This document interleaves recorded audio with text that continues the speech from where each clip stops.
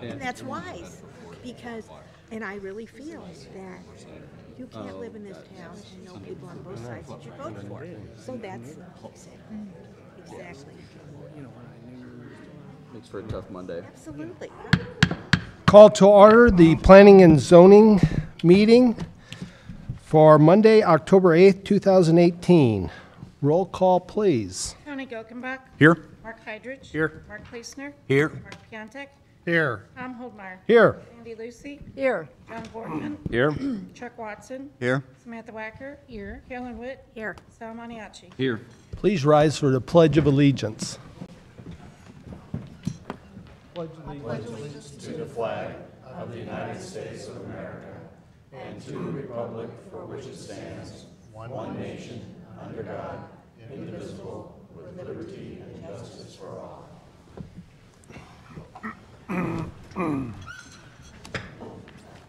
First item on the agenda is the approval of the minutes from the September 10th, 2018 meeting.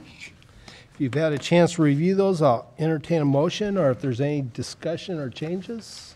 Motion to approve. Second. First and a second, all those in favor? Aye. Any opposed? So moved.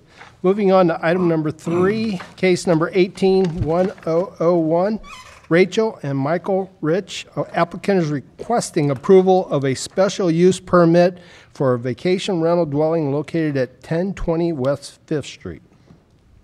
Sal. Yes, this is a pretty simple request that we've seen a lot of this year for an Airbnb or a short-term rental. This is located at 1020 West 5th Street. You can see it's highlighted right between Hickory Street and Klingzik.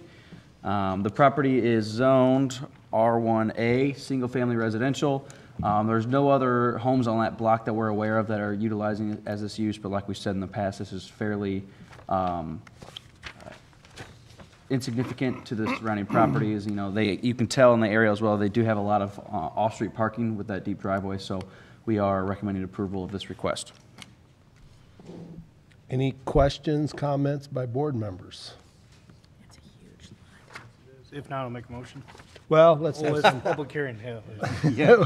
Let's, is there anyone in the audience that would like to speak on this? Eager. Please come on up, introduce yourself if you want to speak. Come forward to the podium.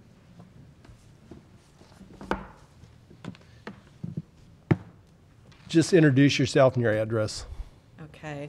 My name is Janet, and I live in the Willows. Oh, that's going to be, This is No. for on. That's not it yet? no. This Okay. is on Fifth Street. Yep, this is on Fifth Street. The other part of Fifth Street. Anybody want to speak on the special use permit for vacation rental on Fifth Street? If not, Now. Make a motion. Second. motion, second. All those in favor? Aye. Any opposed? Did you get that, Gina? You made the motions? Yeah. Okay. Yes.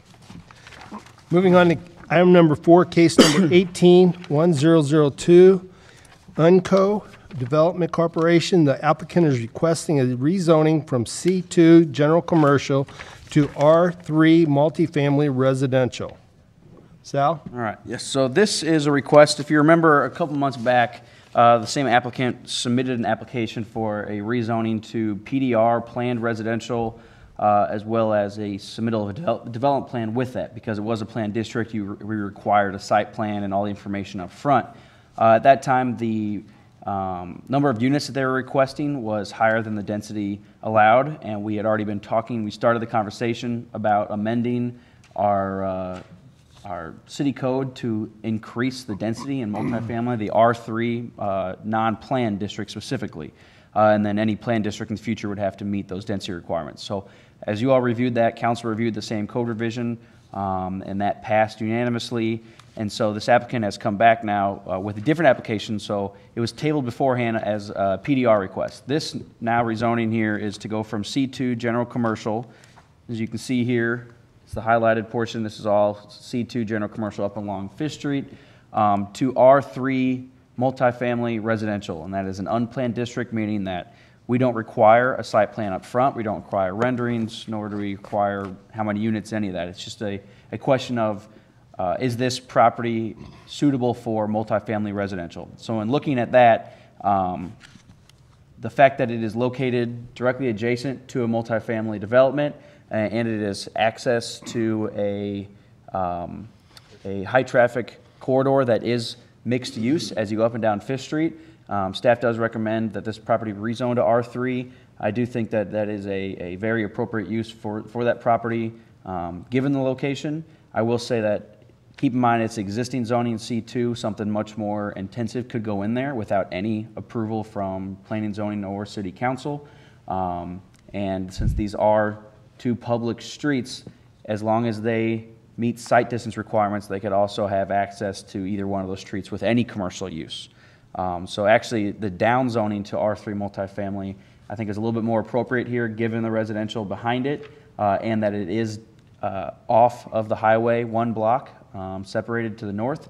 And so again, we think that the request to go to R3 is, would not detriment the surrounding property and would actually be appropriate in accordance with our master plan. Now, that all being said, they'll have to submit a site plan showing how many units, how many parking spaces, a landscaping plan depending on how many parking spaces are required, all of that in-house that will be approved by staff at a later date if this is approved. Any questions or comments? And if you could, speak into the mic as loud as you can. Except for you, Mark. Please. Any questions, discussion?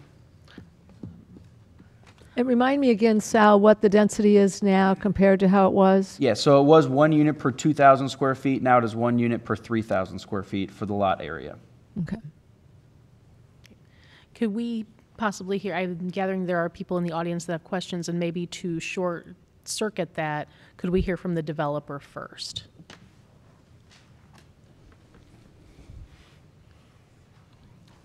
Andrea Stratman, representing the landowner. So the plan here for this is to put 2 apartment buildings, total of 52 units with the new rezone, or the new code, meets those density requirements, have access off of Willows Court. We're planning to catch all the stormwater and pipe it south into the Tiger Car Wash basin, because I know runoff, the owner of the Willows said they've been having issues with runoff, so we're actually going to be stopping a lot of that runoff and piping it south. Yeah, close to the highway, to the east side of town. I think there's a need for nice new apartments. All the units on the first floor will be given priority to handicapped and senior residents. No steps going in or out of those. I guess, do you guys have any questions for me? How many floors in the building? The unit we're planning on the west side of the property would have 3 floors, and then the one to the north would have 2. Okay. And about what square footage per unit, do you know? 800. Yeah, And- they will all be 2-bedroom units. Okay. And are you considering sprinkling? And what type Yeah, of they will construction? both units will be sprinkled. Awesome. Thank you. Now, is your company doing the development, or is another company developing? So Unco will be partnering with SK, and they'll be doing the building part. We'll be doing the site development, earthwork, that kind of stuff. So Okay, will either of your companies be the property managers going forward? that's the plan. Yeah, we're kind of working out how that's all going to work out. But yeah, we plan to stay involved with the duration of the apartment building. Okay, thank you. Any other questions? Any other questions, comments? Hi, can I ask a question of Yes. Mr. Mayo, if I may? Sean Mayall with Washington, or with SK Contractors, 145 Monticello Drive. I guess You got to speak Oh, up a excuse me. little. Oh, I'm sorry. Okay, you need to pull that down a little bit. There you go. Is that better? There you Yes, go. there they go. Hey, I know you're loud enough. I am. Sean Mayall with SK Contractors, 145 Monticello Drive. Yes, we will be developing in that project Speak into together. the mic. And we will be, not only are we developing the project, we will be owning it. I do currently own several apartments and rentals in town, and I built a building out in my current apartment complex, Pleasant View, and there's definitely demand. I have a waiting list on my brand new building, so there's a demand for nice, newer rental property. And that's what these are going to be. They're more upper end. Starting rent's going to be $800 plus per month. more on the upper end side, not any type of HUD apartments or any type of low-income housing. So going to be done real nice landscaping package, done very well. That's why I wanted to hear you say that, Sean. Yes. Thank you. Yes, and like I say, we will be owning it and managing it ourselves. We will not be hiring a company to do that, so. Thank you. Yeah. Thank you, Sean. Any other questions of Sean? Thank you. Thank you, Sean. Any other questions or comments?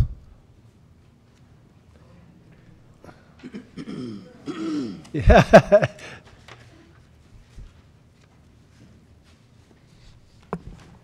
My name is Gene Robertson. I'm an owner of the one of the complex in the complex of Willows at the Lake.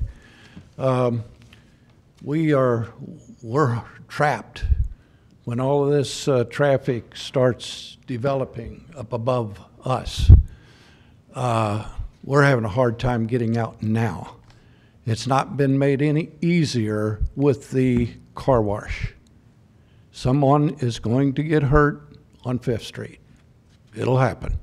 I just had a severe accident trying to get 1 block away from my house on 100 and 5th Street, crossing. Not my fault, but a lot of traffic is genning up there, and we seniors are trapped below. We have one way in, as you know, and one way out. Any one of you would not want to be in that same situation. My question with the apartments, if and when they take place, one time I heard there was 48. Will that be with 1-car garages or with 2? If it's with 2, we've doubled a situation that we're in trouble. Personally, I will probably find a way out, and I know that's what my option is. I can sell and get out, and I probably will if that happens. Water runoff, how is that going to be taken care of from if the She just apartments go answered in? that. They have to retain the water. They can't have any additional water go onto your property. Not going to go down to the lake. No, it's going to go south towards the car wash. All right, question. Will we be known as Willows at the Lake, or will we lose that designation? No, that'll remain, because you're still part of a subdivision that's named that and recorded, and this won't change that. Okay. This will actually probably have 5th Street addresses. Will, No, it depends on doesn't where matter, but. It depends yeah, on where the it's driveway's separate. at. Right. will the apartments up above be for senior citizens 55 and older? She said the lower floor would be. The lower For floor? handicapped and seniors. And will they exit off onto Willows, or will they exit out onto 5th Street? We can find that out. We'll find that out, which We're- way they plan on. We're not voting on a specific site plan, just the possibility of putting something in. Will we be invited when that happens? No, that'll be done, because this is an unplanned district, meaning that a site plan is approved by city staff in-house. Okay. Part of the reason that we were asking the developers for questions is these developers are local developers, and they've come before this board many times. And in the years I've been on this board, I've never had either of those developers lie to this board. That's why I personally wanted the developers to come and explain what their plan was, as their record is for sticking to what they say they're going to do.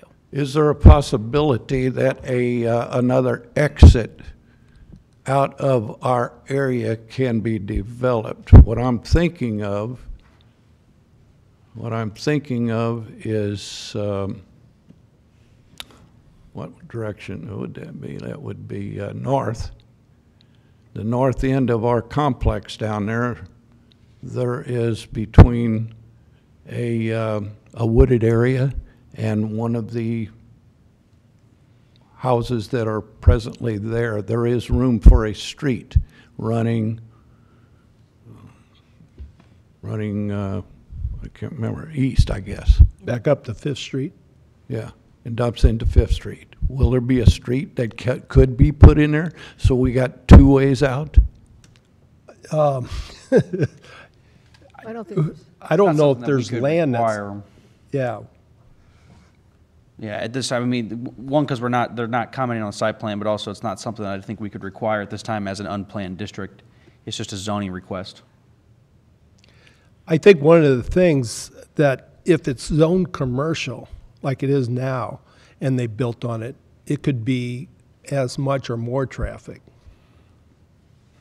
You know, so I think the residential development would not cause more trips than a commercial necessarily. You agree with that, Sal? Or? Yeah, I think the possibility for a high traffic use is much more possible, higher traffic use is much more possible under the current zoning than what they're requesting. Because in reality, the trips per day for residential is always lower than commercial. So, Well, we have a gang of 10 over here. Is there anyone else that would like to come up here? Everybody get a chance that wants to speak. Thank you, sir. Thank you. Thank you. Okay, my name is Janet. I live in the Willows. We moved there about 3 years ago. We love the peacefulness and quiet. It's all seniors down there. And we feel like that in developing this upper part, that it's going to take away from our quiet and serene little community that we have. You're talking about multifamily. You're talking about kids. Kids are going to be coming down, riding bicycles in our area. There's a nice big hill they can slide down. This is something we're going to have to contend with, which we did not intend to contend with when we bought into the property. And if you were building like more senior places up above, that would be more or less coordinating with what's already there, in my opinion. If I can make a point, we are not developing this. The property owner's developing it. So, and they have the right to develop their land as long as it doesn't, you know, it meets our zoning codes. So we can't tell them it has to be senior housing, or it has to be commercial, or it has to be R3. I thought it's up to the, I thought it's up to the chamber to, or whoever, to pass this so that they can proceed to build. Well, and as of right, what's before us tonight, ma'am, and what was your last name? I'm sorry, we didn't. Morris. Okay, thank you. What's before us tonight is, does this property remain as a general commercial property, or does this become a residential property? That's what is before us to make a recommendation. So the point that I think everybody was trying to make is that if the property owner chose, they could seek a very intense, high-use commercial development, and there would be nothing we could do to prevent that. And you would have a lot more traffic. Why would we have more traffic? We're a dead end. It would be like they would be using Fifth Street, not coming down into our private area. That's the way I see it. We don't know that, ma'am. Pardon? We don't know that with a general commercial use. Well, they said that they would be using our driveway in the paper. They were talking about it, and they said they would build like 8 townhouses, and they would be exiting onto our road. No, they just explained earlier it's going to be 2 units that are built there. Two buildings. 2 buildings. Not 2 units. 2 buildings will be built there. And we live just as going down the hill. There's like a stone wall barrier there, and I feel like if they're going to be developing up there, is that going to come down on us? Are we going to have flooded area or whatever down there? No, because it's going to. They said it's going to go to the south. They're piping the water towards the car wash. And again, what are we talking about in the way of what they're planning to build? 2 buildings, 1 3-story, 1 2-story, 52 units overall, correct? Just on that one, what is up above us? Yes, that whole lot. That's a lot of people. And like I said, we've got a lake down there. I can see kids trickling down there and fishing in the lake, and it's just not going to be the same for us.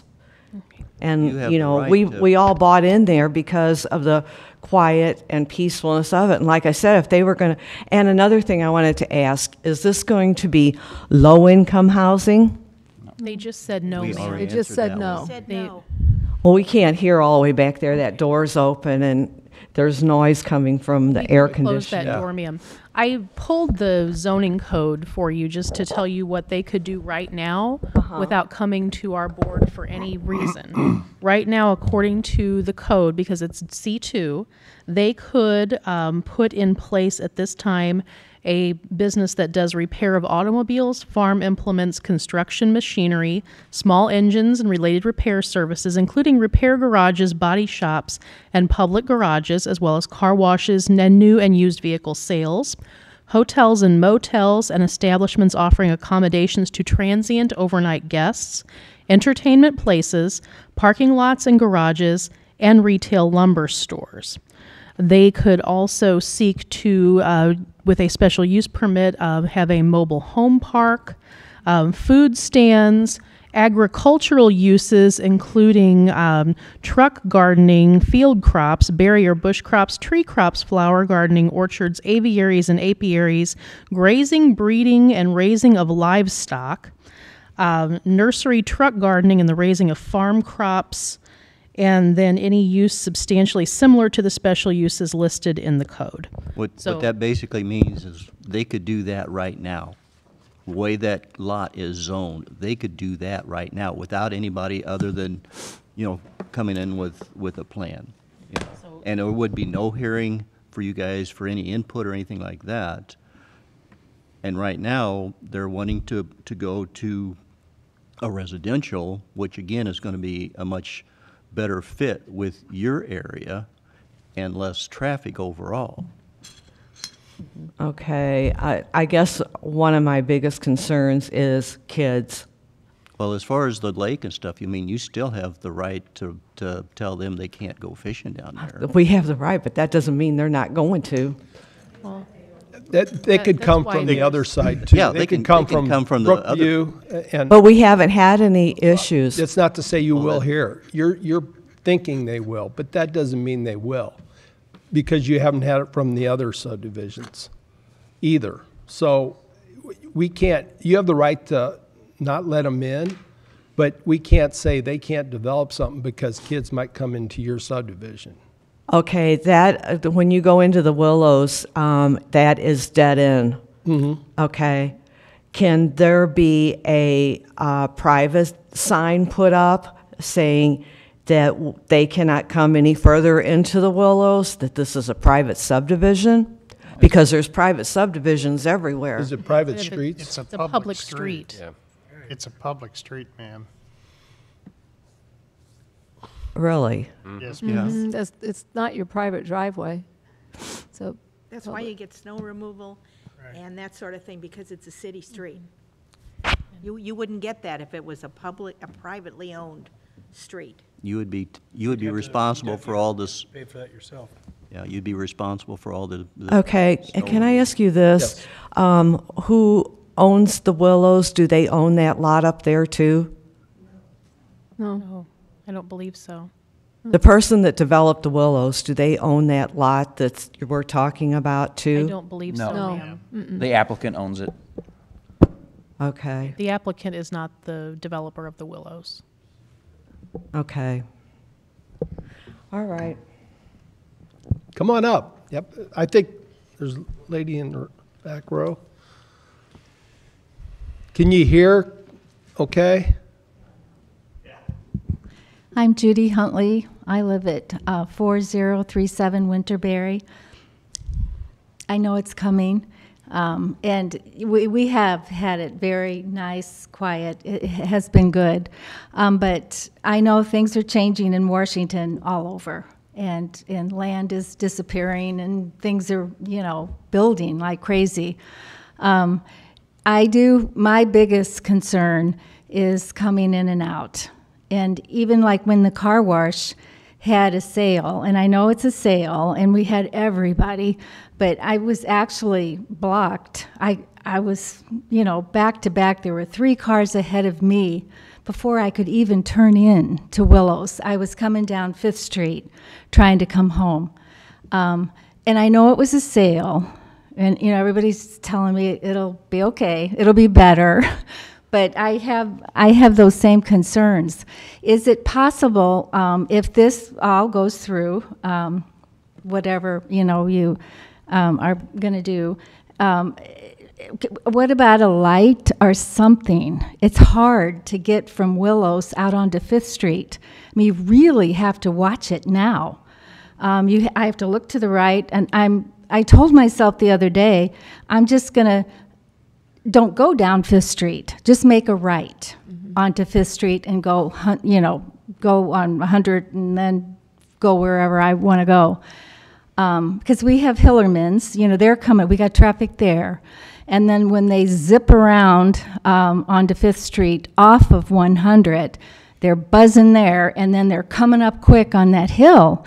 And you can't, it's hard sometimes. And I can't imagine the block up. I mean, it's just going to be, and it's a hill on top of it. And so I'm concerned about the traffic. I mean, I know it's coming. I know something's coming. But what about, what's our options? A light or something to help us to where we don't crash into each other? That would, it would be the traffic. Right, so will we have that opportunity to say? Yeah, Sal, go ahead. Yeah, so the way it'll work is, if the zoning is approved by the commission and council, a site plan is submitted. Our city engineer, as well as other city staff, can review that site plan and determine early on if by the layout or if by the number of units, if they think it'll substantially create an issue. Say there's a study done and determined that it's actually down zoning and the traffic is actually going to be less than it was commercial, it can go forward and it can be constructed. Now, if your fears come true and does become an issue in the future, we have a traffic committee that meets once a month that reviews any complaints, any issues that are done that we've had in town, and they then can vote on how to fix that issue. Like we could get a light there that would coincide with the one on 100, so it wouldn't block. I mean, really, there were 4. I was on the hill on 5th Street trying to get over, onto Willows, and then I just got irritated and this is stupid.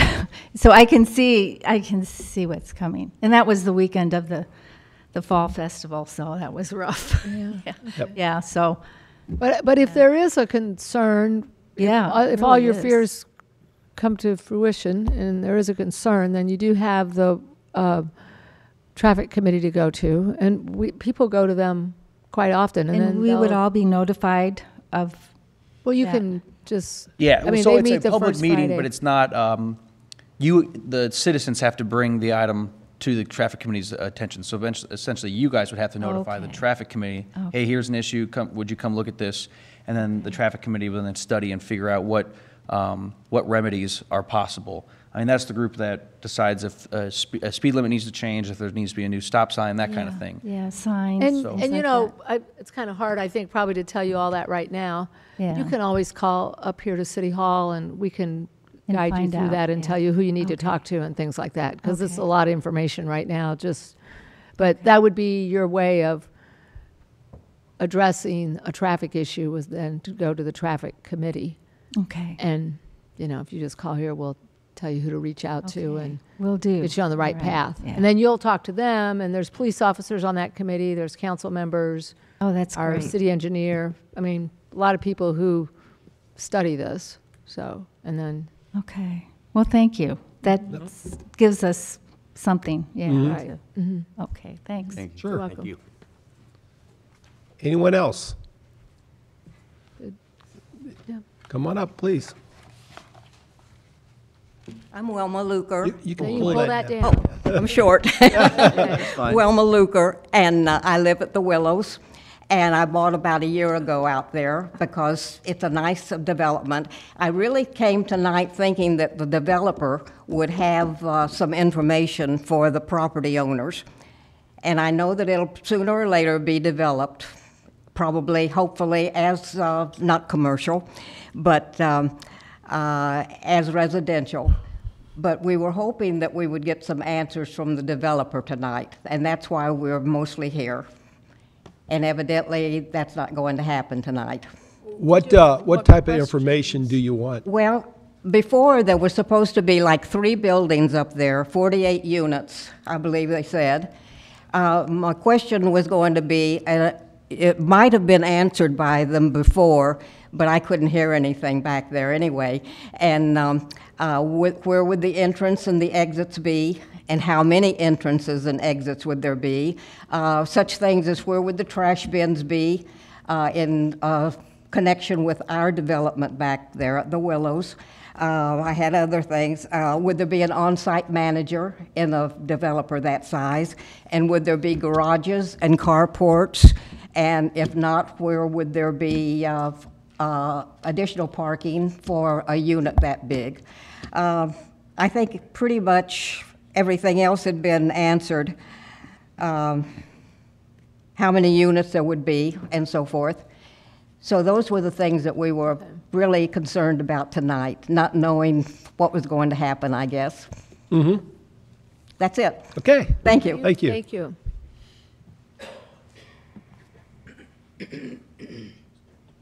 Speaking to the microphone. Andrea Stratman. So I'll try to remember those. We didn't choreograph this dance.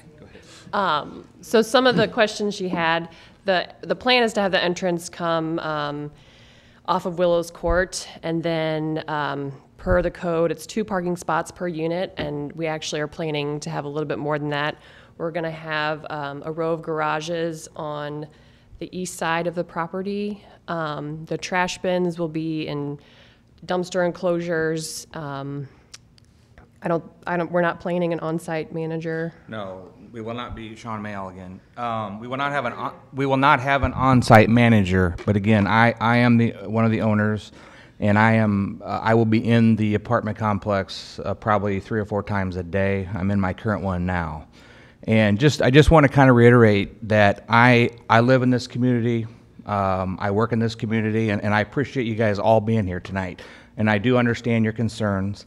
And I want you to know that, Andrew and I would be very proud to make a complex that looks great, goes with the community, and we're going to be there to maintain it, make sure it's a nice looking place.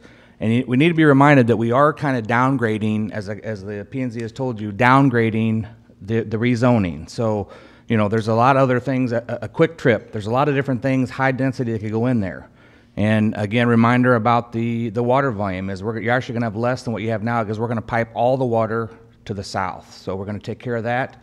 And what we're doing is getting approval so we can submit and finish our plans. This is kind of the process that you do to get approval before you spend tens of thousands of dollars on plans and move forward. So we will have some things to look at. But I can assure you it's going to be a very nice, top-end, high-end apartment complex. Yes, ma'am. I'm sorry.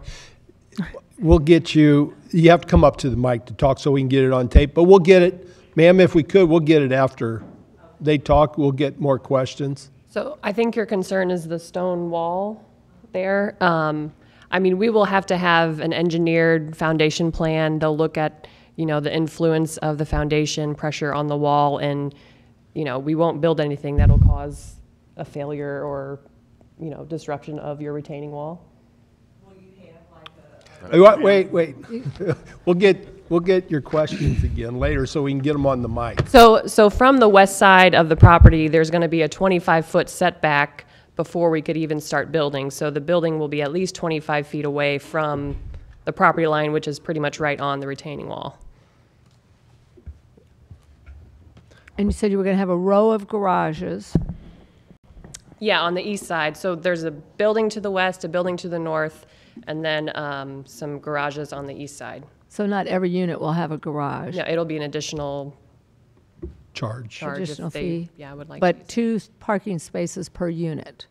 Mm-hmm. Correct. Yeah, we'll meet that requirement. I think we have a few more than that. So. Okay. Sean, if I may ask another question, there was a comment about bicycle riders and kids, and I know you have a historical amount of data to draw from on what your apartments are out in Pleasant View, but with a two-bedroom apartment building, typically how many people would live in a two-bedroom? Typically, to be honest, I mean, we have a lot of single people that live in our apartments. I mean, you'll get a couple maybe with one child once in a while, but they're more younger to middle-aged working class people, and a lot of single folks out there. And I'd say the majority of people I rent to are single folks. But again, what I want to do is, if there's issues, is I'm going to be around all the time. I'm happy to meet with any folks anytime. If I see that there's a problem with my tenants coming down to your property, I'll be the first to address it with you, because I will not allow that. And obviously your lake and that's on private, that part I believe is on private property, so they wouldn't be allowed to fish there. So we're not just going to build this development and you guys are on your own. I'm in this for the long haul. We're going to own this I'm going to hand this to my kids. So I'm not going to sell this to somebody else and you have to worry about if they're going to maintain it. I'm going to own this for probably 50 years and hand it to my kids. So I will be there to personally help if there's any kind of issues, and I do understand a lot of your concerns, but we will be there. Thank you. I just wanted to clarify that. Ma'am, if you want to come up now with your questions. It's Janet, right? Is it Janet?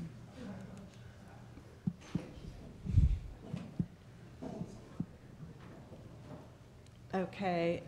If you can address us, and we'll get the answer to the question. Okay. In regards to, like I said, we back up to the stone wall, and I was wondering if there is going to be like a privacy fence built up above to divide the two areas or not. We can try to find that out. I don't think it's not a requirement of the zone. No, it won't. There's no screening requirements between those two uses. There's just a setback. So like she mentioned, there's a 25-foot setback between the property line, but since it's residential to residential, we will not require any privacy Like fences. trees or anything like that? No, not along there. It won't be required. Now, that's not to say they're not going to do it on their own, but it will not be a city requirement. Okay. All right. Thank you. Sure. Thank you. Sure.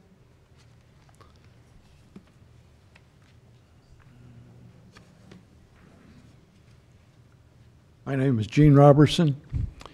My biggest issue is traffic. Do I understand there's going to be 48 units that will be built up there? 52. 52? And if everyone has two cars, or most everyone, one car is still 52 plus what we got down below? Sure. It's a lot of cars on Willows. Will the apartments egress into Fifth Street? They just said that they're going to go in and out onto Willows. They're all going to egress to Willows. That's what the developer. We got a real problem, ladies and gentlemen. Thank you very much. Anyone else?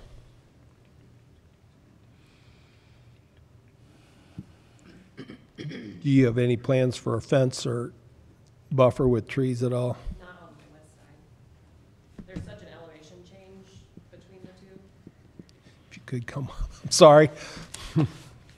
I mean, right now the plans are pretty preliminary because waiting to get the rezoning and, but because it's residential to residential, we weren't planning anything there, and the elevation from the wall to the unit is going to be pretty significant, so it's not like you'll be looking into, the back of the unit. Good. Okay. How much space do they have behind that wall, property-wise, the Willows, you think? 12 foot? You guys can put all the trees you want in 12 foot. So that answers that.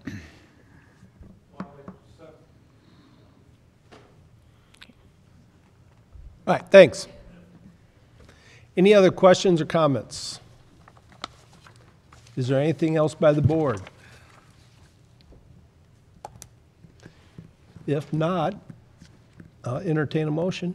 So moved. Second. First and second, all those in favor? Aye. Any opposed? So moved. Thank you. It goes to council On the 15th. 15th of this month. City council. Moving on to item number 5, case number 18-1003, Mercy/Jeff Wilson. The applicant is requesting a rezoning from R1A single family to a C2 general commercial. Sal? So this is a bit of a unique request, given the fact that this lot is not really buildable. You can see it highlighted here. It's a very small lot on the western side of Duncan Avenue between Highway 47 and Duncan Avenue. This was we call it a remnant parcel that was left over when Duncan Avenue was constructed, and then all the remaining parcels were deeded out. This was actually originally city property from Zero Avenue, and then it was deeded to Mercy when we cleaned up all these parcels actually just about 2 years ago. When this was deeded over to Mercy, it remained as R1A single-family residential, even though it wasn't buildable. That's just what the zoning it was when it was deeded over. The applicant, Mercy, is actually signing off as the applicant, but they're working with Jeff Wilson, who owns Wilson Insurance directly across the street. He's proposing to put a sign on this property. We already, the Board of Adjustment already approved variance about 6 months ago to have an off-premise sign in this location. MoDOT has their own separate approval process that we don't get involved with when it comes to signage along the highway, and they require that property be zoned C2 for that off-premise sign. So that's the reason that they're asking for the rezoning. You can see all that C4 around it. That's the planned commercial where the Duncans and then also the Wilsons. We really have no issue with this, given that it's not buildable. It could only really ever be a parking lot or a parcel for signage. So given it's along the highway, so C2 shouldn't have any issue there. So, Questions, comments? Did you say both Mercy and Wilson are going to be putting a sign over there? no, so it's Mercy owns it and it's going to retain ownership, but it has signed off on letting Wilson place a sign there. So Jim's just going to be. Yes. Okay, or Jeff. Any other questions, comments? Do we know what the sign entails? I realize that's not what we're Right, they talking have. about, He but- submitted a sign request and went to the. It was actually the LED portion of it was too big. Went to the Board of Adjustment, got denied. We're actually going to be reviewing that later tonight, which we'll get into. But so we have a preliminary drawing, but it'll have to be revised, I'm sure. So. Any other questions, comments by board? Well, I felt strongly initially, I wasn't here, but I think I sent an email. I was getting emails a little late, so I was a day late and $1 short. But being there was such an issue with all of that rezoning, having sat through all of that with the Duncan property. And this is better, having it across the street and it's facing the highway. But I thought it was just adding insult to injury to it, because it's still a neighborhood, even though all that other zoning has occurred, and he put up a really nice-looking building. I mean, you cannot argue with that. But, these flashing signs are just, something that goes 24/7. And if you're in the neighborhood now, I mean, I'm assuming that it would be pointed the other way. It would not be pointed where it would affect the neighborhood directly. Yeah. But I mean, to be honest, this is just to talk about the C2 yeah, zone, and I no. feel bad because I'm as bad as the neighbors here with, that's not the issue we're discussing. But, we're just talking the zoning. But I'm not excited about the sign. No comment. Okay, that's fine. I mean, as far as being as bad as the. I vented. Yeah, You're good. You're good. I know where you live. Any other comments by anyone in the audience that would like to speak on this? No further discussion. Motion to approve. Second. All those in favor? Aye. Any opposed? So moved. Item number 6, case number 18-1004, Maria Whitworth. Applicant is requesting the rezone from R2 two-family residential to R1C single-family attached. Sal? So this is another simple request. This is located on South Point Road. It is a vacant lot. It is the one of the last lots up there that wasn't developed as a duplex. You can see directly to the north the existing duplexes that were constructed You can actually see on this zoning map a little bit further north, some of these already went through this process to get it to the R1C, single-family attached, after we created that, I think in 2013. So this lot, since they haven't built it yet, they're going to rezone it first to R1C, single-family attached. They have not requested a plat along with this because it could be rented out, it could be individualized, but in the future, they want to have it ready if they're coming with a plat and then subdivide. So again, it's not really changing the use of the property, it's just a change in zoning to allow the bank to have cleaner financing. So we recommend approval.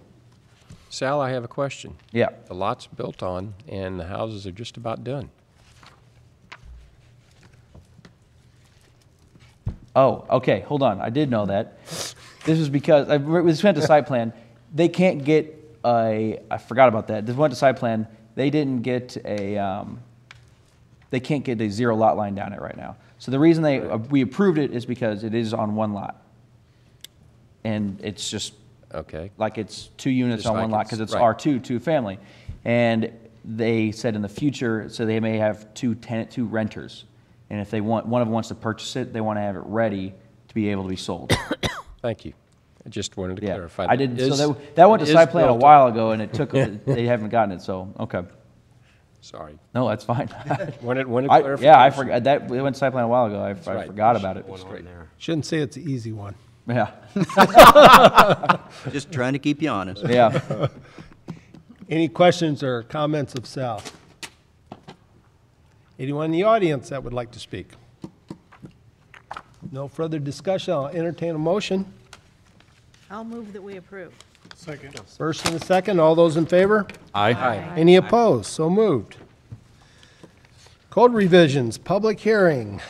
All right, so let me pull this up. And then Gina handed out a copy to all of you guys. Thank you, Gina. So we talked about this last month, I believe, for the possible sign code revisions, not to the sign code in entirety, just to the electronic message display board. I do think that we had, when our consultant came through and gave us recommendations for adding electronic message display board regulations, they were a little too stringent, and we were worried about the, I mean, there's a lot of discussion about the actual transitions and how long messages could be up and all that, and the brightness, that we didn't really go into the size and height that was added to it. And then we hadn't had one in 2 years actually requested. So the first one that came in, I sent back this new sign code to the manufacturer, and realized that not a single electronic message display board in town that was approved previously would meet this new code, and it really was too stringent. So I sat down, I kind of reviewed this on my own previously, then I did sit down with Ben Ziegling, just not as a sign manufacturer, but as a member of that International Sign Association, I say, to look at some of these. And so the first few pages on there that you see are, I changed D and F. And then the last 2 pages are just how it'll read in its entirety, so you can kind of see that. But the first change is, the main one is the change to the size. The area of electronic display panel shall vary according to location. So we broke it down to location just like we do with our sign code now. Right now you can have larger signs along the highway, smaller along local access. So 100 square feet when located along Highway 47 and Highway 100, that is less than half of what the sign is allowed to be. They can have 250 square feet, so not only 100 of it could be electronic message display board. And then along local access, a maximum size of 32 square feet when located along all city streets. Got the 32 square feet. If you look around town, the ones that are currently located off of the highway, a good example is the Bank of Washington at 14th and Jefferson. That is a 4x8 sign. And, we haven't had any complaints. I think that actually That's fits. 32. Yeah, so we figured we would use that as a good threshold, and I believe that's a pretty standard display board that is manufactured anyway, so we thought that would be a good one to hold on the local access streets. As for height, in further discussion, we talked about, I think originally the thought was let's keep it lower to the ground so it's not as much a distraction, but I don't think there's any real theory behind why that would be any less distracting than if it's higher in the air. We already have height restrictions for all of our signage. It depends on zone district, and so we thought, why not just let the electronic message display boards match what we have for all of our signage anyway. There's no real reason that I saw that why the display boards need to be lower than the top part of the sign. If it's going to have messages anyway, driver's eyes are going to be drawn to it, whether it's flashing or not. So we thought the height of that was actually irrelevant. So that's why you see so much crossed out there on D3. And it just has to meet the requirements of the sign type set forth in this chapter. Flip to the next page. Lighting intensity and color. This one I actually I sat down with Darren as well, and we went over this a little bit briefly with him, and then I went over it with Ben. The main one was that F2, it went into the maximum illumination, the amount of nits during nighttime versus daytime hours. We don't really have the capability to enforce that. We don't have the equipment, nor if we did. The readings are so subjective depending on the surroundings at that location. So you measure a sign in one location, the measurements are not going to be, they can have the exact same intensity set up, the measurements are not going to be the same at another location. How do you measure nits? So Yeah, what's the mechanism that measures I'm nits? assuming it is There's a some type nit of meter. meter, Net width. some type of meter that you could order. I think previously we had foot candles, and again, we had, I think Darren said back before 2010, when it was foot candles, we had some pieces of equipment that we could use, never did. So we thought a smarter way to this would to have that automatic dimming still be required. That you have to have 10% of the maximum illumination during daytime hours. Obviously, it's going to be brighter during the day, go down to 10% of that at night because you're not going to need nearly as much. They have that. They have to submit, and they have to do that right now when they submit for a display board sign application, the specs of that sign. And it has to say in there that it has the automatic dimming and all that with the application. And then I threw in the caveat and highlighted, City Council has the authority to determine sign a safety hazard and require the brightness to be adjusted. If it does determine to be an issue where it's blinding and it's flashing at night and we get complaints, then we have the authority to bring that up. So if we're not measuring nits, but yet you're requiring a 10% down to 10% at nighttime, how do we know that it's 10%? Just based on the information On we the get specs, yeah, I mean, just like, it's whatever measurement they want to have on there, but if it shows, the maximum of what it is 100%, they have to show what that'll be, and it just has to have the automatic dimming down to 10%. And then at least there's the mechanism that the council can say. So it would shut be just a off. numbers thing, really, on a piece of paper as opposed to verifying anything? Correct. Okay. We thought realistically that was the best way to enforce it by saying, look, we have to make sure you have the ability to dim it, have automatic dimming, and if it is an issue where it does need to be enforced, council can then address it. And this is enforced on all existing signs as well? Or just the new signs going in? That's a good question. Just the new ones? It would be new signage, or if they replace an existing sign. But the existing are grandfathered Right. for now? Okay. Yeah, we can't go back and Right. make people. I was wondering how we do that. I guess I'm concerned about the size. The 100 square feet. There are places along Highway 47 where 100 square foot illuminated sign is going to be obnoxious and way too large. Should in there my be opinion. like a height variable there too, like a 100 square foot sign where Well- on a billboard style? I mean, I sign, think, or- perhaps the situation we just approved, I can see 100 square foot illuminated sign going right there. No, and you're correct. I mean, there's going to be some locations, and that's the same thing with right now we allow up to 250 square foot for any sign along 47-100. Right. There are going to be situations where that's going to look ridiculous and entirely too big, that it wouldn't elsewhere along 47. Right. But we just don't dictate that unless it's just flat out on 47 and 100. I will say it often comes down to design, which we've never dictated architectural standards or anything. But this is a good example of that is Diane Holinghausen's sign right next to the urgent care. Her sign's actually larger than the urgent care sign, but when that went up, we got, I don't know how many complaints about the urgent care sign, which is actually saying it's too big, which is funny because it's actually smaller than the Holinghausen sign. So it is all about design. But I mean, I understand your concern 100%. And that's definitely adjustable. That can be amended tonight and brought, because this is on council next week as well as a public hearing, but it can be amended before it goes to council with this recommendation. How big is Holding Houses lit? The LED portion, I couldn't tell you that off the top of my head. Ben, you want to come up, please? I have another question about Ben Ziegler Signs, 540 Gulf Spring, Washington, Missouri. Now Diane Holding House is bigger. She's probably has the second largest sign in Washington. As far as the lit part? As far as the LED part. Sean Mayall's sign, that big one he has there on High Street, that's 7 foot by 14 foot. Somebody do the math, that is It's 98. 98 square feet. That's the biggest sign in Washington. That would be the biggest sign you could probably put, ideally for a person. I mean, a 10 by 10 is the biggest sign you would put. The way things go and the way things are designed, you're not going to put a 10 by 10 sign up. It doesn't work that way. So you're going to look in proportion. A lot of times, the higher you get, the bigger it needs to be for viewability distance. The lower you get, the smaller it needs to be for viewability.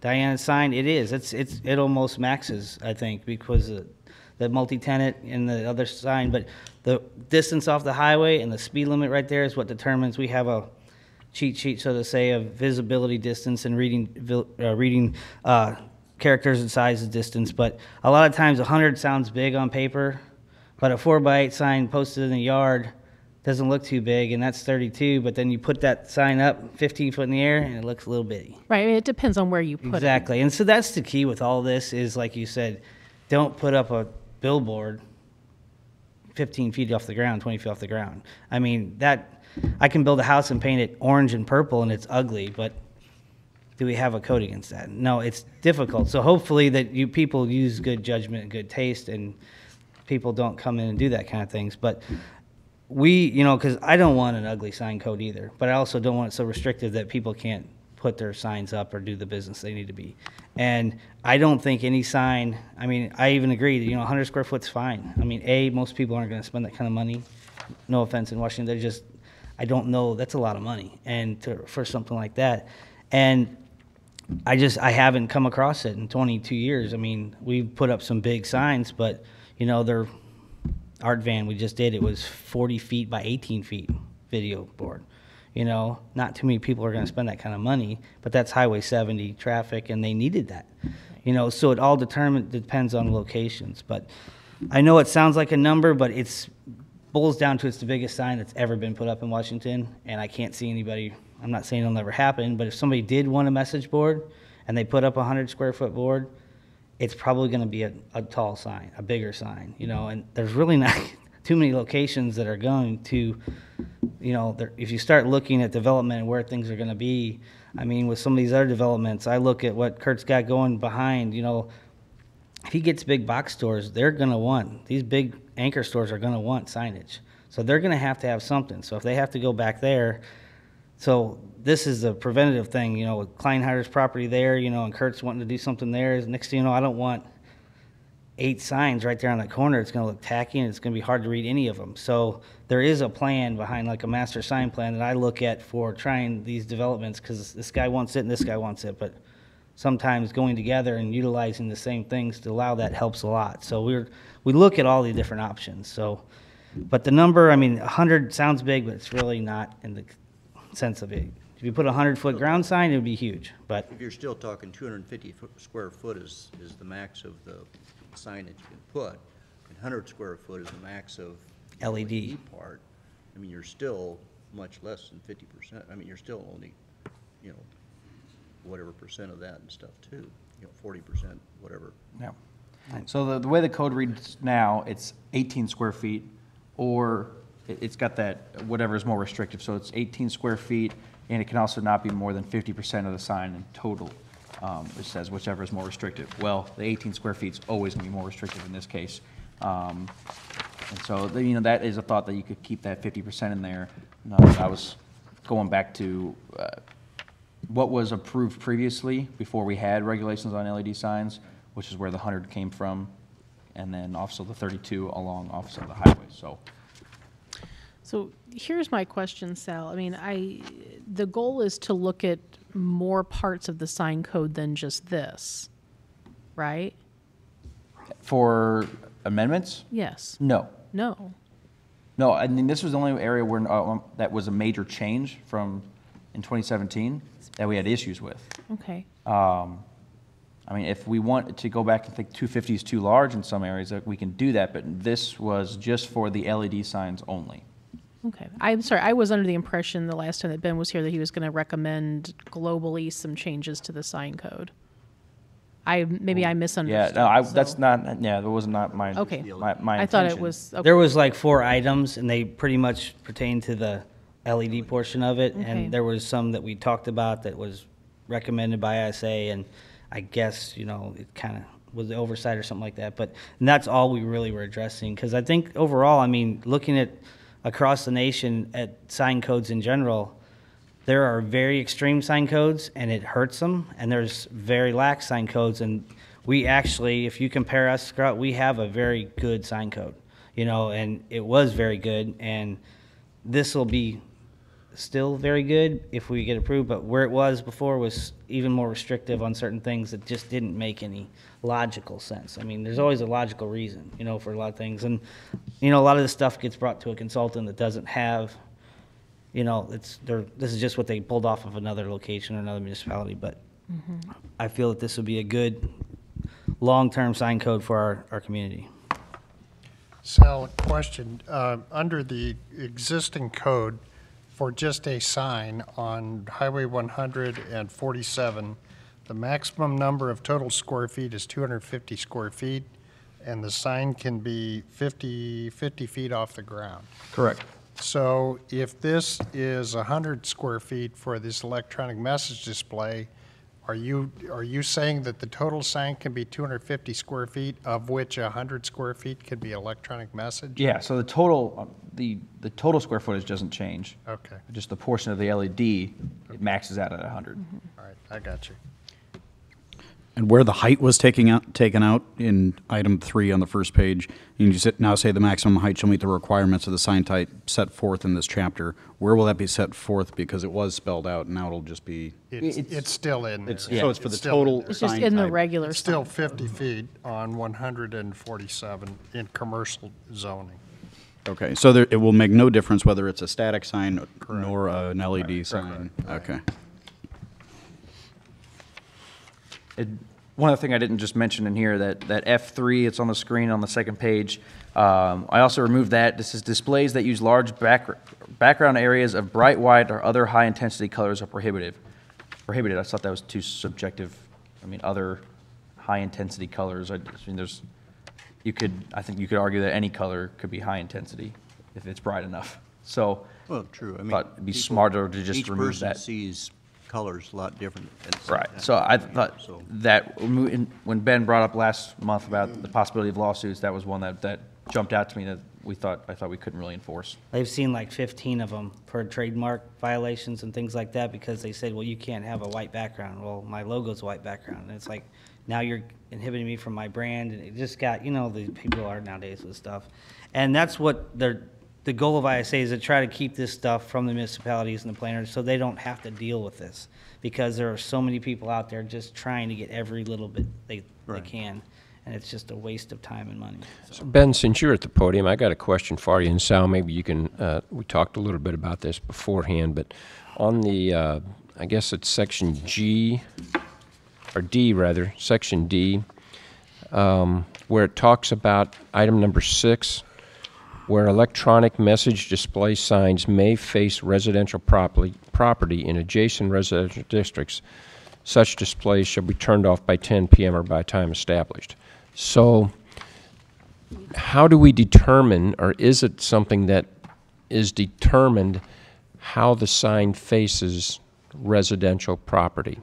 Well, I mean, there's is such that a- thing as a dark sky initiative. You've probably heard of that, you know, where, you know, they don't want certain, like, billboards and stuff like that. They don't want, you know, shining into people's homes and Correct. stuff like that. And a lot of that is based upon the site plan, you know, and the setbacks and stuff like that we have. I mean, I don't think I've come into play. I mean, a good example, I guess the closest to residential we've done is Jefferson Street. Oh, that's the Flooring- one that's the Flooring one I Company. was thinking of, was Yeah, the one on and Jefferson. so that one's there. probably, and most most signs are going to be adjacent to the REIT. They're not going to be facing the So, opposite. so when you say face, are you talking a 90-degree face? So like Are if you this talking? is your highway, they're going to be this way. So Okay. you would have to have houses, and the viewing angle, remember, LEDs are a viewing angle. That's why I'm asking. So even if I had a sign facing this way and this was the road, my viewing angle would not even touch my neighbor next door because Okay. they're not going that far back. That's what I was And I getting a think that would be up clarification on. to city staff's interpretation, that we could say, look, we can tell by your site plan the way it's angled, Okay. that this is going to be facing residential.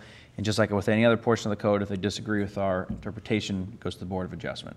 So do they provide in that documentation, along with the nits and all the other, the 10%, that viewing angle diagram? Is Well, they that, have to show a site plan of where it's going to be on the property and how it's going to be facing and which angle it's at. okay. So should be able to determine. So you would from that. determine from Yeah. that then? On our proposals and our call-outs, when we have our layout sheet that shows what it is, we put the specs copy and pasted directly from the manufacturer on the nits, the viewing angle, the Okay. intensity, the electrical consumption, all that stuff is broke out there, the millimeter, the size of the actual visual area, so it's all on the paperwork. That I just wanted to make sure we had that defined somehow, and we weren't being ambiguous with it, that somebody And the could say last thing with a I want to sign do is faces have my somebody house. upset about a sign in Washington, because let me tell you, I didn't have anything to do with that other sign, and I've felt the rationing of this. It's been, I mean, I wasn't even here. I was out of town, and I get back, I was like, I mean, it got me. I just had to stop almost in the middle of the road, and it's like, that is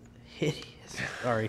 But I can say that because I hadn't, but it's just like, that hurts our industry, and it hurts the stuff, and it's just, I'm paying the consequence for something I do, and it's even more enforcement to me to not let this kind of thing happen, because I don't want to have to deal with it. Well, and I guess that's a size issue ultimately, really, isn't it? It's a design issue, in my opinion. You know, I mean, bigger is not always better. I mean, Right. viewability, I mean, I know exactly what they did. Theirs was, in my opinion, like I said, they're trying to make a point. And it's just like anything, they went to the maximum. I mean, you know what it is, and it's just, they're trying to make a statement. And it's, I mean, A big statement. a very big statement. And that's just, unfortunately, you know, and I'm still not done with this. I'm still looking at other scenarios and stuff like that, because I do know the person that put it up, and it doesn't even look that good at night. And that's just, it bothers me, because that's my business, that's my industry. You know, if a sign should look good, it should light nice and stuff like that. See stripes and stuff on it. It's just, it's just not a very good job. And unfortunately, we have to look at it in one of the biggest intersections of our community. And, I mean, I'd almost go there and take it down for free, you know, or do it for free, just to, I don't have to deal with it. But it's one of those things, it's a design issue, size, I mean, the Advance Auto was the same thing. They Right. went big on that Right. one. They're and identical. That sign should have been 50 foot tall. If that sign was 50 foot tall, it would be no issue. But because it's so low and it's like 25 or 30 foot tall, it's a visual. Right. Yeah, but I mean, I've driven past one of the Urgicare places, Olive Street, and it's like, that sign is, I mean, you can see it, it's not very big. I mean, it's part of the whole, sort of like any other monument sign. That's what I'm trying to think of and stuff, too. That sign could have been 60 square feet and would have been just fine. And, visibility. yeah, I don't think that sign's consistent with that company's branding in St. Louis. The one on Highway 40 and, or not Highway 40, Hampton, down there off Hampton and Hampton and 44. I just was bothered. Yeah, it's not, Right. that sign is smaller from Yeah. a highway distance than what that is there. And it's just, it was, somebody's trying to make a point, a statement. And Jeez. it's unfortunately, Now we have to look at we it. have to look at it, and it's a shame. So, I mean, the only thing I can say is enough people complain about it, maybe they'll do something, but I don't know. Well, but I mean, you say it's a design issue, but really, it technically, I mean, it's a size in proportion to the height. I mean, if you issue. did a brick column on that sign and I mean, it's too low. It needs to be a lot, I mean, it's blocking their whole building. I mean, if that sign was 20 feet taller, it wouldn't be as bad. It wouldn't be as noticeable. But because it's in the forefront of the building, it's blocking the visual, it changes your perception of the way you look at it, and it looks big. Try to Right, be but I nice guess, about it. I guess that's where I am not a sign person, but I'm a word person. And it seems to me that there should be a way to fix that kind of problem, because now it's happened twice in the same area. Twice. Twice. I mean, you talked about Advance, and we're talking about the urgent. Well, care. I mean, Advance it's, was a long time ago. it's essentially the same problem, though. The problem with Advance is they're controlled by a corporate entity. Right, but that's not, I'm talking about the sign itself. Gotcha. The basic hideousness is the same, okay? And to me, there should be a way to help our verbiage in the sign code to avoid the hideousness. Is there a possibility to put you have the square footage of 250, okay? Is there a way to categorize that into square footage on height allowances? So to say that if Right, you have 250 square foot, it cannot be lower than 40 feet. Yeah, of course we could. Right. I You mean, want it that might solve I some mean, the of only the problem. stipulation with that, though, is you never know hills and valleys and where it goes. Is like, you know. Well, and that's what the Board of Adjustment is for. And If I'd agree. so that's what my thought is to be maybe a little more restrictive within reason to avoid misuse of the intent of the code. And then if there is some kind of a special design issue, that's the whole purpose of having a variance. And I think that's because that's what we talked about. You know, the way it was now, you're going to have variance on every sign code. Right, I'd and that rather would have be it on silly. a few, bits and pieces. I think it would be fine if you added some kind of. I'll let Sal, because he's good at that, is say, maximum heights or minimum heights, I should say, on square foot allowance. Because if you're going to go to the 250, the maximum, it can't be 10 feet off the ground. It's going to be Right. Yeah, I know. Well, Yeah. I wonder if it would almost be easier, or because I feel like that we'd still have the same issue, because I see it as almost a design issue, because since you look at Diane Holinghausen, which is larger, and it's a monument sign, it's not a pole sign. So maybe we could define, if you're going to do a pole sign, it's got to be smaller. Maybe. I mean, because I haven't ever heard a complaint about Diana's sign. I mean, Right. maybe somebody is complaining and I don't know about it. That's true. I haven't either, but I mean, it's just not the same visual effect. because you got to look. I mean, Phoenix Center 2. I mean, Right. that's the Right, that's a- 250, 50 foot, right. but that's technically still a monument sign. Right. It's not a billboard, or, and so. Well, see, we would refer to that in our terminology. That's a pole sign because it's held by poles. But monuments would be a solid base sign that sits. Monument signs in our terminology vocabulary are ground signs. Ground signs. They're up to 10 feet, 12 feet, Well, something like I'm that. saying, I wonder if it'd be smarter to come up with some definition, some architectural definition, where maybe by your definition, that's a pole sign, but, I mean, it looks like a big monument. So, Some type of structural definition for how. Probably just needs to be a ratio in square foot to height is what I see the biggest Right. problem. I mean, that's the basic problem that is causing, that's my opinion of the basic problem, aside from maybe people not using good And it judgment. is visual. I still look back when Bill Kleesner was around. Remember the Amicos, or the station he had right there by J.C. Penney's, that little flame that was in the top of his sign, or the top of his sign. He had it had fallen out, and it was sitting down there by the car wash. And I mean, this thing looked like it was this big. It's Right. huge. And then I said, But "Where'd you get that?" He goes, "That fell out of the sign." I go, "That did not come out of that spot." Right, but- And you look at it, and it looked like it was this big up there, but down here it was this big. It's a visual representation, and that's the whole concept. Farther And away that's- from and your. Right. that's, Again, still, like you're saying, if you had it proportional to the height, to the size. I think just my opinion, I think if you have it on a pole with the billboard, people are going to complain no matter how tall or it is or not. I mean, I mean, it's one of those things, I mean, if, You're never gonna make everybody. I don't, no, you're not, but I mean, come on, if Couldn't the you one we're say, talking like, if it was for a sign to be X number of square feet or whatever, or inches, then it has to be this far off the ground? Right, I think that's what Isn't we're, that I think that's what we're trying to say, something of that effect. Because I don't think we'd all be having the same feeling about the sign we're talking about if it wasn't so low to the ground. What was their sign? Do you know offhand? Remember? it's like 230 something. But do you remember how tall it was? Oh, it's less than, they actually lowered it than they originally had it. They came back and revised it and lowered it. And I've come into It's a not couple- 50 foot. I've come into a couple of circumstances though. We did a hotel in Rolla one time that the 100-foot tall was their maximum height, but they were in a hole by the highway, and 100-foot wouldn't even got over the highway. So we had to go like 140 foot, which they did a variance, but Sure. just to be highway. So it's like from grade, it's really 40 Right. foot over, but it's really not that tall. So Right. that's the only thing that I could Right, see. because is that particular land, there's. Exactly, and that's where it gets a little tricky, but, you know, it's hard to, This is something. the only thing I could think of is on the particular height thing is we maybe would look at that, you know, and come back to some kind of, I just don't want this thing to delay anymore because I got those 2 signs up for those guys. I'm going on 2 months now, and it's just, So like. I mean, we've had 2 situations in, I've been in business 22 years, so in Washington, that I can recall that I was probably not adequate the way they looked.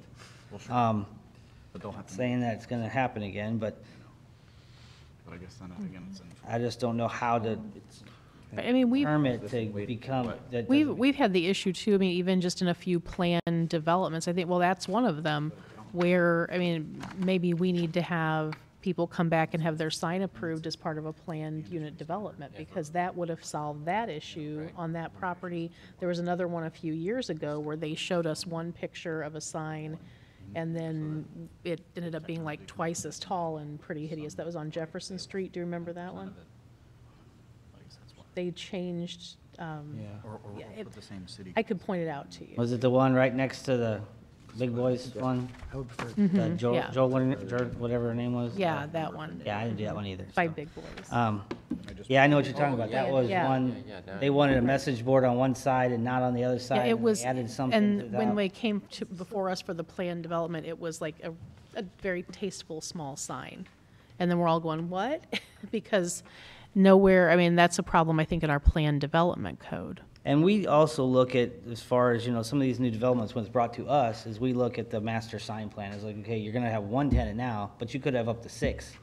Don't put a sign up for your 1 tenant now, you need to put it up for 6, because in 2 years, a month, whatever you're gonna do, you're gonna have a situation, and you're gonna have to go back, and they're gonna say, well, he wants a sign, and he wants a sign, and now you can't have 3 signs, and you gotta, you know, and it's not good for rental. So we look at all that and try to bring that to the client's attention at the very beginning and say, hey, you need to build this for the future, not for right now. Oh, yeah. So, I don't know. What do we but want to it- do? Yeah. It's just that the whole, I mean, really the constraints that I'm really fighting right now was the square foot issue, because that was just a oversight or something like that, because, I mean, that was, we had talked about that, and I just guess it got missed with the big package. And the whole, where they put the message board, the height thing, which I don't know where that even came from, because that's actually, not talking about the overall height, I'm talking about just, you know, the 12 feet, 14 foot, because that doesn't make, I mean, actually, it's worse to have it lower than it is to have it higher. Right. So I just didn't understand that one. And those were the 2 main concerns with the code that basically inhibits us from doing anything else anymore. And I know that Rick Kleinheiser's already built his whole building, and we're still trying to get poles in the ground, you know, and it's just like, you know, we were supposed to have the pole, the sign was gonna be up before the building even got put together, and we've had a little bit of delay here with this, and I apologize for missing it, because like I said, we went over it back in, 16 or 17, and we went through all this, and I just, not sure what happened, but I appreciate us trying to get through this. So I would just appreciate any help you can have to try to fix this moving forward. It's been a long week, let me tell you.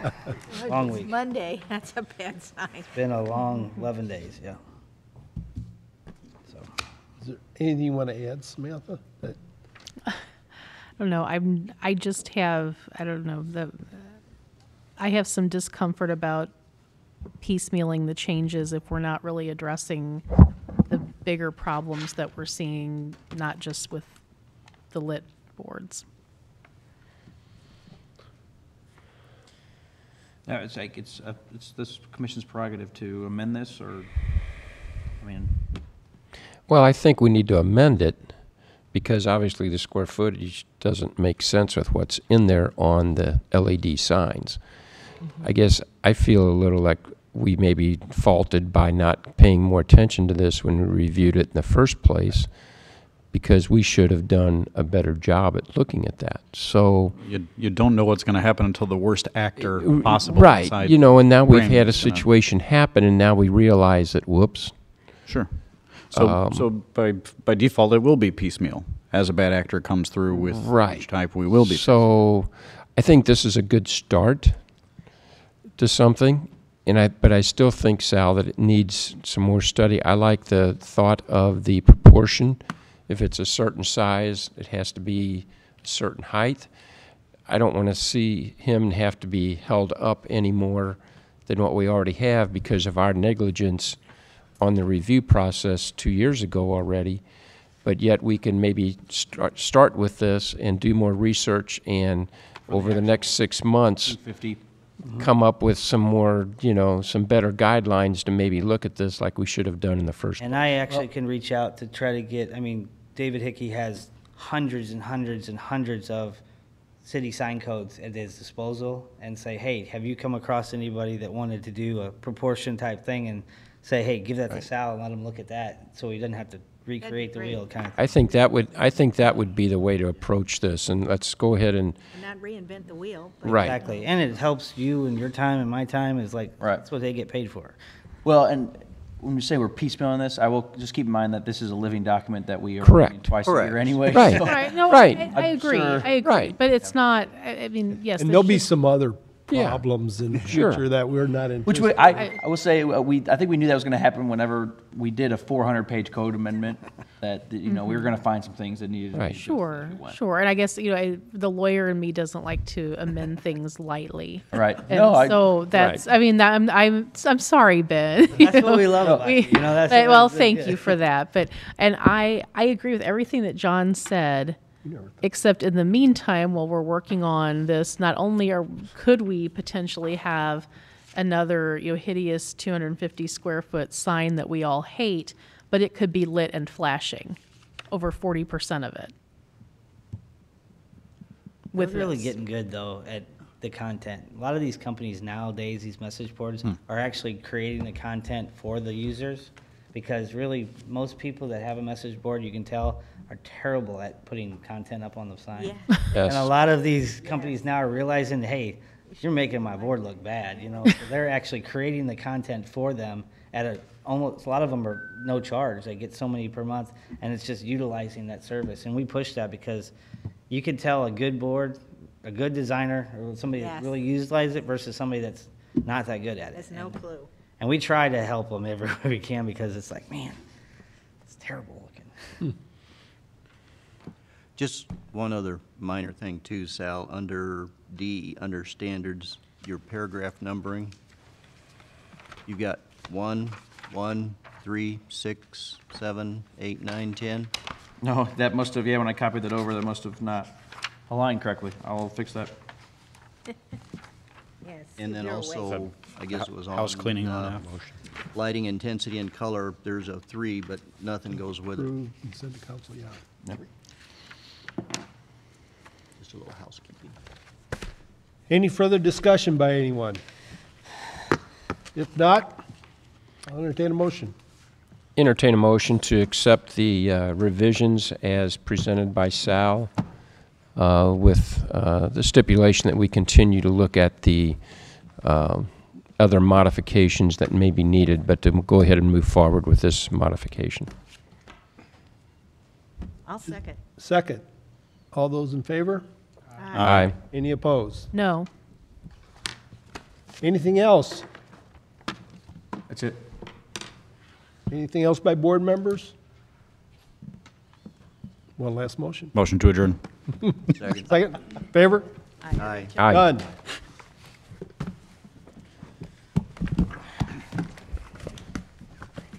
You should.